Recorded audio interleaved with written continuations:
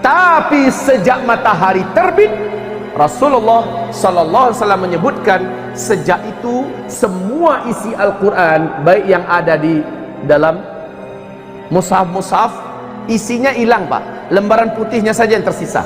Begitu juga yang hafal Al-Quran, dalam satu malam itu menguap ke langit seluruhnya. Hafiz-hafiz Al-Quran hilang seluruhnya. Bahkan Al-Fatihah yang paling akrab sudah lupa semuanya. Selamat datang di channel kami. Mudah-mudahan masih dalam keadaan sehat. Dan jangan lupa untuk terus bersyukur. Ketahuilah, siapakah yang paling tahu kapan matahari akan terbit dari barat? Yang paling tahu adalah orang Islam, orang beriman. Kenapa? Karena orang beriman ketika itu menghabiskan malamnya dengan tahajud, baca Al-Quran, berzikir. Dia tidur kelelahan, sepuas-puasnya dia tahajud, kemudian dia bangun kembali, dia tahajud kembali, dia berdoa sebanyak-banyaknya berdoa. Padahal tadi tahajudnya orang-orang beriman ya, tahajudnya orang beriman panjang, lama dia berdiri. Setelah itu dia rukuk lama rukuknya, dia i'tidal lama i'tidalnya, dia sujud lama sujudnya. Begitulah tahajud dia kerjakan. Kemudian setelah assalamualaikum selesai, dia pun berdoa sepuas-puasnya berdoa, berzikir sepanjang-panjangnya zikir, lalu baca Quran sepenat-penatnya, lalu ketiduran lagi. Dilihat hari masih gelap di luar. Kemudian dia terbangun kembali. Setelah terbangun masih gelap seperti tadi. Dia kembali bangkit, sholat lagi, baca Quran lagi. Kemudian saking lelahnya dia beribadah, tidur lagi. Lalu dia bangun seperti sudah lama sekali tidur. Kemudian dia terbangun masih gelap gulita di luar. Setelah gelap gulita yang begitu panjang di luar, dia lihat ini berarti masih ada waktu untuk sholat tahajud. Dia kembali sholat tahajud. Panjang dia sholat tahajud, Masya Allah, sampai pada saat dimana dia sangat penat. Lalu dia berdoa, berzikir, membaca Al-Quran. Setelah itu dia pun turun ke jalanan. Orang-orang beriman turun ke jalanan, masih gelap gulita. Apa kata orang-orang sesama mereka yang berjumpa di jalanan? Padahal gelap gulita, mereka bawa obor masing-masingnya. Inilah dia tanda-tanda yang pernah kita pelajari. Berarti besok pasti matahari terbit. Orang-orang awam yang udah capek tidur, orang-orang yang memang anti sholat, yang nggak mau ibadah, tapi dia orang Islam, ya, udah banyak tanda-tanda kiamat, tetap aja nggak percaya. Akhirnya kaum muslimin berkumandanglah azan. Siapa yang menyuruh azan? Sang imam, sang pemimpin menyuruh kumandangkan azan, azan subuh. Allahu Akbar, Allahu Akbar, Allahu Akbar, Allahu Akbar, seterusnya. Ya, kemudian orang berkumpul di masjid, salat subuh berjamaah, imamnya baca panjang. Selesai zikir pagi, rencananya sampai terbit matahari. Ternyata masih gelap gulita setelah itu semua. Sang imam berkata, mungkin tadi terlalu cepat kita mulai azan. Coba lihat kemana jam tangan perginya. Jam tangan kemana? Obor untuk melihat jam kan ada, kemana jam tangan? Jangan lupa, ini teknologi, semua yang bersifat teknologi sudah selesai. Orang berpatokan hanya kepada matahari. Kemudian kata imam, terlalu cepat kita tadi kumandangkan azan. Kayaknya tadi kita tuh sholat sebelum waktunya.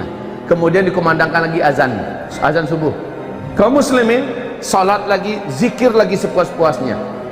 Selesai semua zikir-zikir, doa-doa Nabi dibaca, masih saja gelap.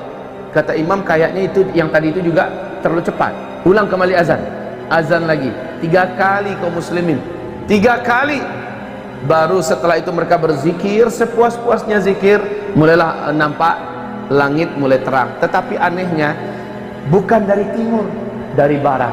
Orang-orang beriman paham, inilah dia. Tapi sejak matahari terbit, Rasulullah sallallahu alaihi wasallam menyebutkan, sejak itu semua isi Al-Quran, baik yang ada di dalam mushaf-mushaf, isinya hilang Pak, lembaran putihnya saja yang tersisa. Begitu juga yang hafal Al-Quran, dalam satu malam itu menguap ke langit seluruhnya. Hafiz-hafiz Al-Quran hilang seluruhnya. Bahkan Al-Fatihah yang paling akrab Sudah lupa semuanya. Semuanya hilang. Tetapi kaum muslimin yang kami muliakan, orang-orang beriman telah tercatat. Hari ini iman kalian yang beriman telah sah, kata Allah. Hari ini seluruh amalan orang-orang yang pernah beramal telah diterima. Dan sejak itu tidak ada lagi amalan, tidak ada lagi sholat, tidak ada lagi puasa. Tapi itu kaum muslimin, matahari hanya terbit setengah hari saja. Setengah hari saja. Dari sebelah barat, itu barat umpamanya, terbit hanya setengah hari. Rasul berkata, dia kembali bergeser, kembali tenggelam di tempat biasanya dia tenggelam di sebelah barat. Kemudian besoknya dia terbit normal seperti biasa dari sebelah timur. Coba lihat begitu cepatnya. Tayyib, kita lanjutkan kaum muslimin yang kami muliakan. Malam kali itu sangat lama, terasa sangat panjang. Kemana perginya matahari? Nah, ini ada hadis yang panjang dari Imam Muslim. Mari kita simak.